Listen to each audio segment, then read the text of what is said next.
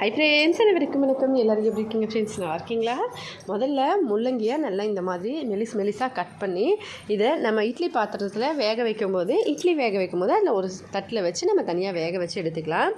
பச்சரிசியை நல்லா தண்ணியில் ஊற வச்சு ஒரு 1/4 கப் அளவுக்கு பூண்டு, ஒரு பச்சை மிளகாய், கொஞ்சம் சீரகம் சேர்த்து நல்லா ஃபைனாக அரைச்சி இதில் மஞ்சத்தூள், உப்பு, மிளகாத்தூள், கரம் மசாலா சேர்த்து மிக்ஸ் பண்ணி அதில் வேக வச்சு எடுத்து வச்சுருக்க முள்ளங்கியை டிப் பண்ணி இப்படி பொரிச்சு எடுத்தோம்னா சூப்பரான டேஸ்டியான ஒரு ஸ்நாக்ஸ் ரெடி ஆகிடுங்க.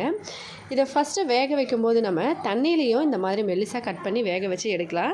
ஆனால் தண்ணியில் வேக வச்சு எடுத்தோம்னா அதில் இருக்க ஹெல்த் பெனிஃபிட்ஸ்லாம் நமக்கு அதில் பாதியே போயிடும்.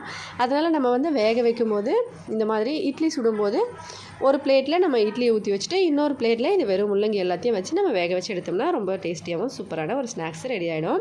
ட்ரை பண்ணி பார்த்துட்டு எப்படின்னு கமெண்ட்ஸில் சொல்லுங்கள். வீடியோ பிடிச்சிருந்தால் லைக் பண்ணி, ஷேர் பண்ணி, சப்ஸ்கிரைப் பண்ணுங்கள். ஹெல்த்தியாக சாப்பிட்டு சந்தோஷமாக சேஃபாக பத்திரமா வரீங்க ஃப்ரெண்ட்ஸ். நன்றி, வணக்கம்.